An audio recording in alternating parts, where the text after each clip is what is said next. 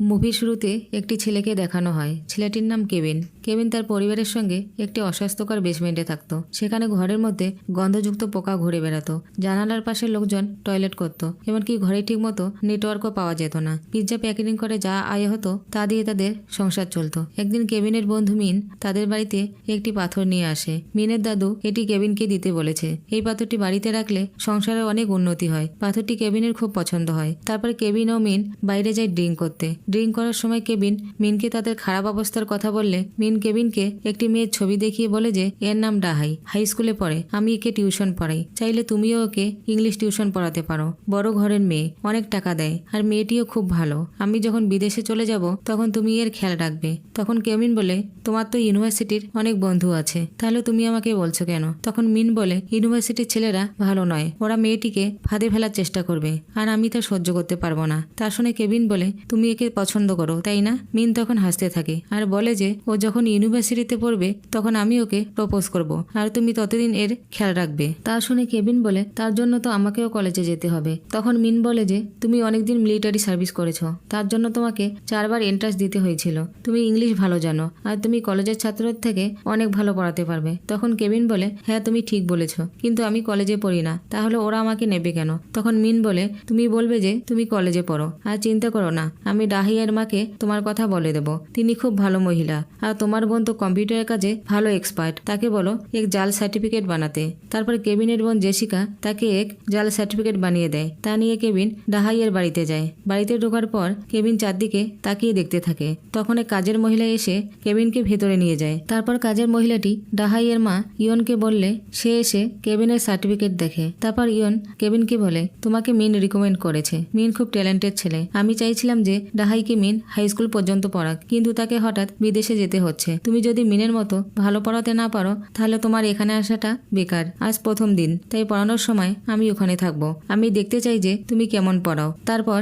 কেভিনের পড়ানোর ধরন দেখে তার ভালো লেগে যায়, তাই সে খুশি হয়ে কেভিনকে মিনের থেকে বেশি টিউশন ফি দেয়। তারপর তারা যখন কথা বলছিল তখন ডাহাইয়ের ভাই ডাসং তীর ধনুক নিয়ে সেখানে এসে দুষ্টুমি করতে থাকে। তখন ইয়ন কেভিনকে ডাসং এর কিছু আর্ট দেখায়। তারপর কেভিন বলে যে আর্টগুলো খুব সুন্দর, কিন্তু এর অর্থ বোঝা সহজ নয়, একজন আর্ট টিচারই তা বুঝতে পারবে। তখন ইয়ন বলে অনেক আর্ট টিচার এসেছিল, কিন্তু তারা কেউ 1 মাসের বেশি টিকতে পারেনি, ডাসংকে কন্ট্রোল করা খুব মুশকিল। তা শুনে কেভিনের মাথায় এক আইডিয়া আসে। সে বলে যে তার কাজিনের আর্ট স্কুলে জেসিকা নামে একটি মেয়ে পড়তো, তার পড়ানোর ধরনই আলাদা ছিল, বাচ্চাদের কিভাবে কন্ট্রোল করতে হয় তা সে ভালোভাবে জানতো, কিন্তু তার ডিমান্ড খুব বেশি, আমি তাকে আপনার সঙ্গে দেখা করিয়ে দেব। তারপর কেভিন তার বোন জেসিকাকে ইয়নের সঙ্গে দেখা করিয়ে দেয়। ডাহাই তখন লুকিয়ে তাদের কথা শুনতে থাকে। তারপর কেভিন ডাহাইকে পড়াতে যায়। পড়ানোর সময় ডাহাই কেভিনকে জিজ্ঞাসা করে জেসিকা কি তোমার গার্লফ্রেন্ড? তখন কেভিন বলে না না। তারপর ডাহাই বলে জেসিকা দেখতে খুব সুন্দর তাই না, তুমি ওকে পছন্দ করো। তার শুনে কেভিন হাসতে থাকলে ডাহাই কেভিনের হাত ধরে, তখন কেভিন তাকে কিস করে।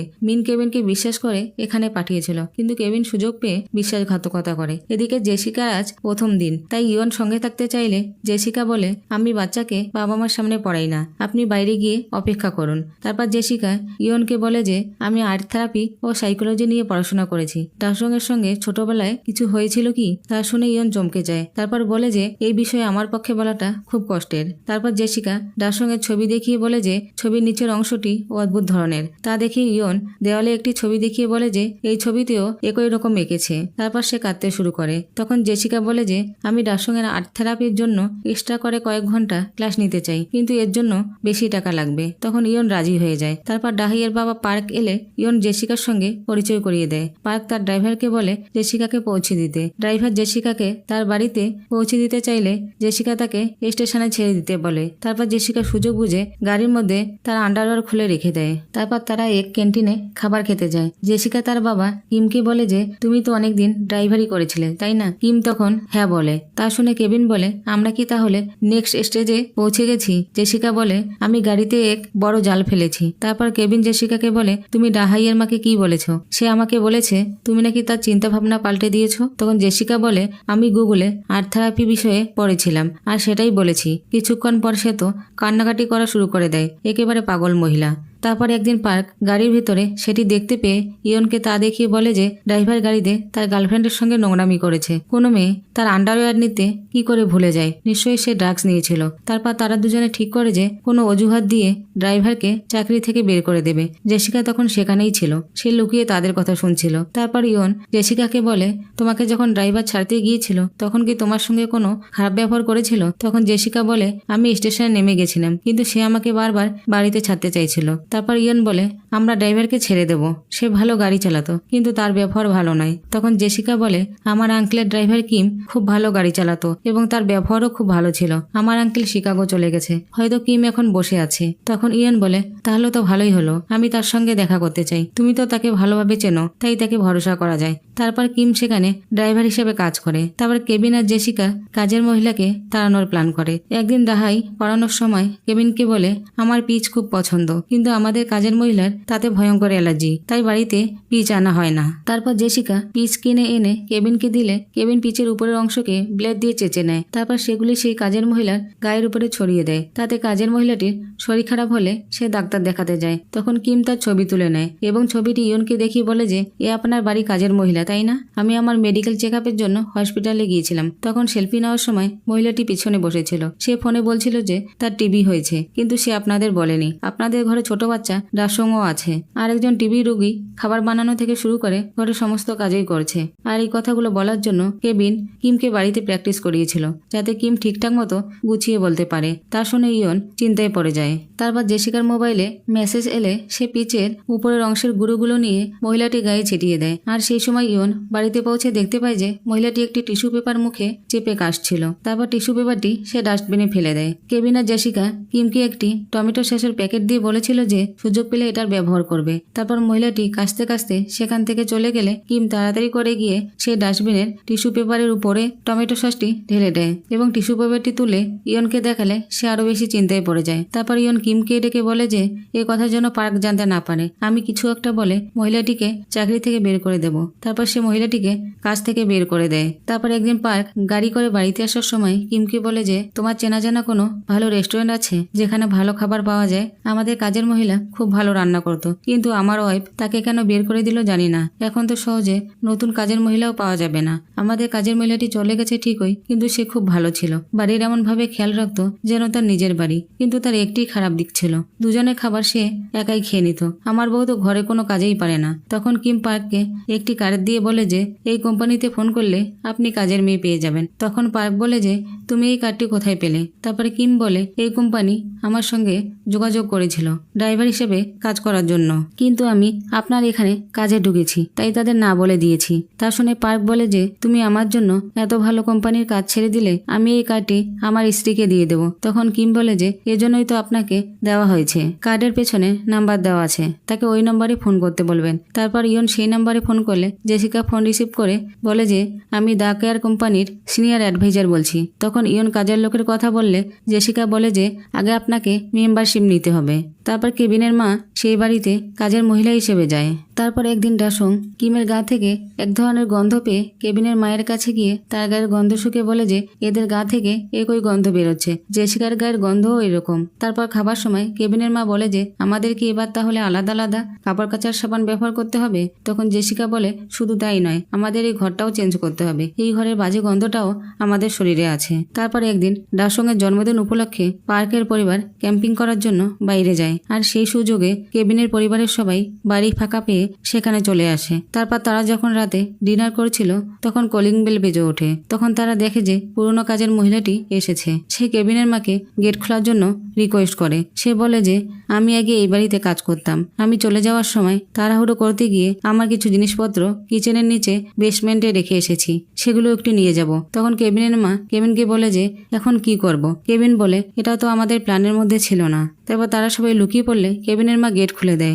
মহিলাটি তখন তার জিনিসপত্র নেওয়ার জন্য নিচে কিচেনে চলে যায়। তারপর মহিলাটি আসতে দেরি করলে কেবিন তার মাকে ইশারা করে সেখানে গিয়ে দেখে আসতে বলে। কেবিনের মা সেখানে গিয়ে দেখে যে মহিলাটি একটি আলমারি ঠেলে সরানোর চেষ্টা করছে, কিন্তু আলমারিটি সরছে না। তখন কেবিনের মা তাকে হেল্প করে। তারপর মহিলাটি একটি দরজা খুলে নিচে বেসমেন্টে গিয়ে চিৎকার করে ওঠে। তারপর কেবিনের মা তাড়াতাড়ি গিয়ে দেখে যে মহিলাটি তার স্বামীকে খাবার খাওয়াচ্ছিল। লোকটি কেবিনের মায়ের দিকে তাকালে মহিলাটি বলে যে এ খুব ভালো, আমাকে ভেতরে আসতে সাহায্য করেছে। আলমারি নিচে কিছু একটা ফেসে গেছিল, তাই আলমারিটি সরছিল না। তখন লোকটি বলে যে আমি ভেতর থেকে দরজা খোলার চেষ্টা করছিলাম, এই কারণে হয়তো দরজা খুলছিল না। মহিলাটি কেবিনের মাকে বলে যে ডাসংয়ের সঙ্গে আমার মেসেজে কথা হয়, সে আমাকে বলেছিল আজ তারা ক্যাম্পিং করতে যাবে, আর সেজন্যই আমি আজ এখানে এসেছি। তুমি চিন্তা করো না, আমি সিসিটিভি তার কেটে দিয়েছি, কেউ জানতে পারবে না যে আমি এখানে এসেছি। তারপরে কেবিনের মা বলে যে তোমার স্বামী এখানে কতদিন ধরে আছে? তখন মহিলাটি বলে যে 4 বছর ধরে। এই ঘরে পুরনো মালিক যখন বাড়ি বিক্রি করে পেরিসে চলে যায়,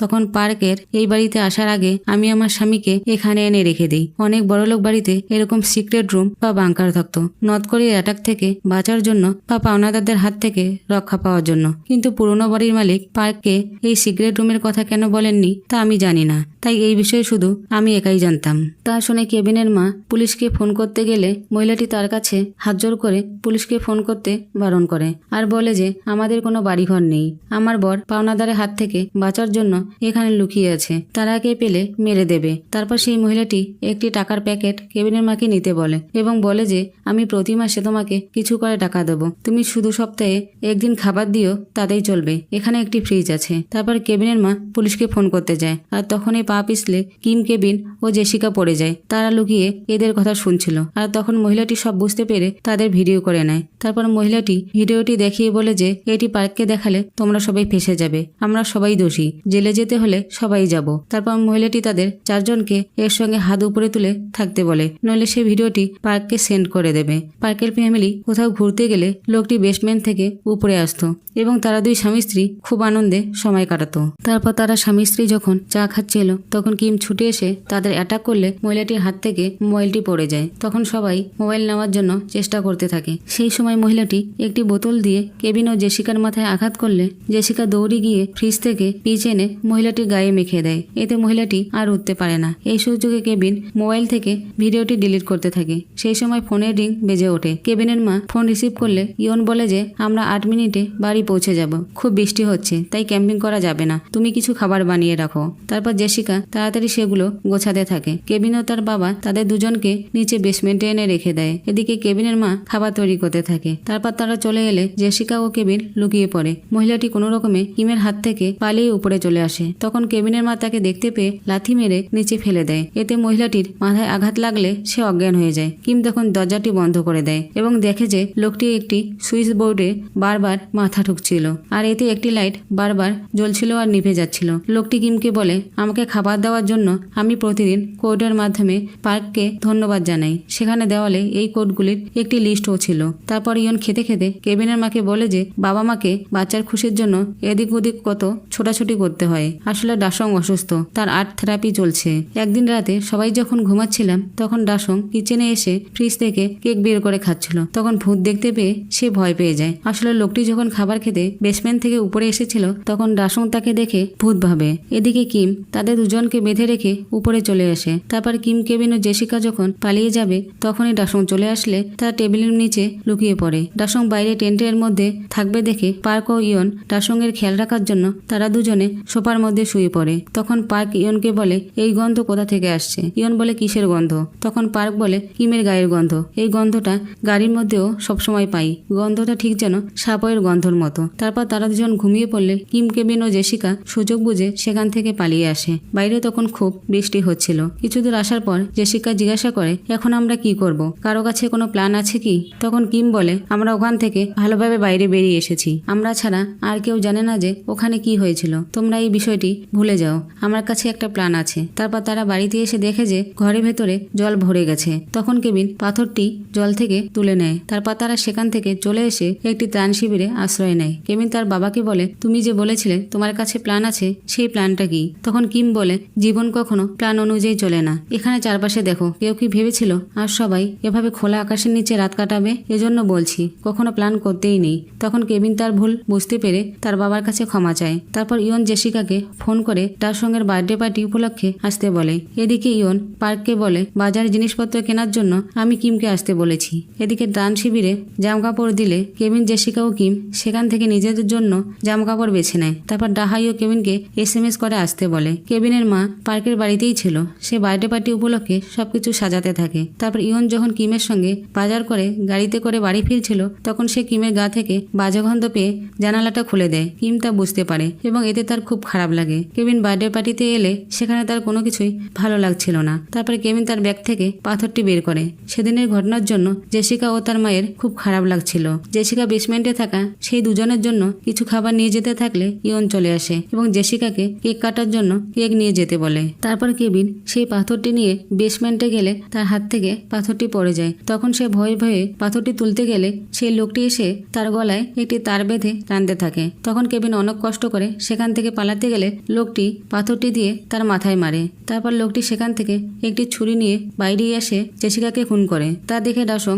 অজ্ঞান হয়ে যায়। তারপর সবাই সেখান থেকে ভয়ে পালাতে থাকে। তখন কেভিনের মা লোকটিকে মারতে যায়। এদিকে ডাহাই কেভিনকে পিঠে তুলে এদিক ওদিক ছুটতে থাকে। কিম জেসিকার রক্ত বন্ধ করার জন্য সেখানে দুহাত দিয়ে চেপে ধরে। অন্যদিকে ডাসংকে হসপিটালে নিয়ে যাওয়ার জন্য পার্ক কিমকে তাড়াতাড়ি চাবিটি দিতে বলে, কিন্তু কিম তখন চাবিটি ছুড়লে কেভিনের মা ও লোকটি চাবিটির কাছে গিয়ে পড়ে। তখন কেভিনের মা লোকটির পেটে ছুরি ঢুকিয়ে দিয়ে জেসিকার কাছে ছুটে আসে। বেসমেন্টে থাকার জন্য লোকটির গায়ে গন্ধ হওয়ায় পার্ক নাক চেপে ধরে লোকটিকে সরিয়ে সেখান থেকে চাবিটি নেয়। গরিবদের প্রতি বড়লোকদের এই ঘৃণাবোধ দেখে কিমের খুব খারাপ লাগে। সে রেগে গিয়ে একটি ছুরি নিয়ে পার্ককে খুন করে। তা দেখে ইয়ন অজ্ঞান হয়ে যায়। তারপর কিম সেখান থেকে পালিয়ে যায়। তারপর দেখানো হয় যে কেভিনকে হাসপাতালে ভর্তি করানো হয়েছে, তার সার্জারি করা হয়েছে। জেসিকার সেখানেই মৃত্যু হয়েছিল। তারপর কেভিন সুস্থ হয়ে একদিন একটি নিউজে দেখতে পায় যে তার বাবাকে পুলিশ খুঁজছে। কেভিন ও তার মা জানতো না যে কিম কোথায় আছে। তারপর একদিন কেভিন একটি উঁচু পাহাড় থেকে দূরবীন দিয়ে সেই বাড়িটিকে দেখতে থাকে। তখন সে লক্ষ্য করে যে একটি লাইট বারবার জ্বলছিল আর নিভছিল। কেভিন সেই কোডগুলি সম্পর্কে জানতো। সে সেগুলি পরে মোবাইলে রেকর্ড করে। তারপর সে একটি খাতায় লিখে সেগুলি মেলাতে থাকে। এই কোডগুলির মাধ্যমে কিম তাকে একটি চিঠি লিখেছিল। কিম চিঠিতে লিখেছিল যে কেভিন, তুমি ছাড়া হয়তো আর কেউ আমার এই চিঠি পড়তে পারবে না। তুমি এই বিষয়ে জানো, তাই আমি তোমাকে এই চিঠিটা লিখছি। তুমি আমার জন্য চিন্তা করো না, আমি এখানে ঠিক আছি। সেদিন আমি বাইরে বেরিয়ে গ্যারেজের গেট দিয়ে ঢুকে বাড়ির ভেতরে চলে আসি এবং নিচে বেসমেন্টে গিয়ে ভেতর দিক থেকে দরজা বন্ধ করে দিই। মাথায় আঘাত লাগার ফলে কাজের মহিলাটির মৃত্যু হয়েছিল। আমি সুযোগ পেয়ে তাকে দাফন করেছি। এই বাড়িতে নতুন লোক এসেছে, তারা সারাদিন বাড়িতে থাকে না, কিন্তু বাড়ি কাজের মহিলা 24 ঘন্টা ঘরেই থাকে। আমি খাবার নেওয়ার জন্য উপরে যখন যাই তখন মনে হয় জীবন হাতে নিয়ে যাচ্ছি। আর আমার এখানে এক একটা দিন খুব কষ্টে কাটে। আমি প্রতিদিন রাতে তোমাকে চিঠি লিখি। আমি জানি একদিন না একদিন তোমার কাছে এই চিঠি পৌঁছাবে। তারপর কেভিন সেই পাথরটিকে নদীতে রেখে দেয়। কেভিন ঠিক করে যে সে অনেক টাকা ইনকাম করে সেই বাড়িটি কিনে নেবে এবং তার বাবাকে সেখান থেকে মুক্ত করবে। আর মুভিটি এখানেই সমাপ্ত হয়ে যায়।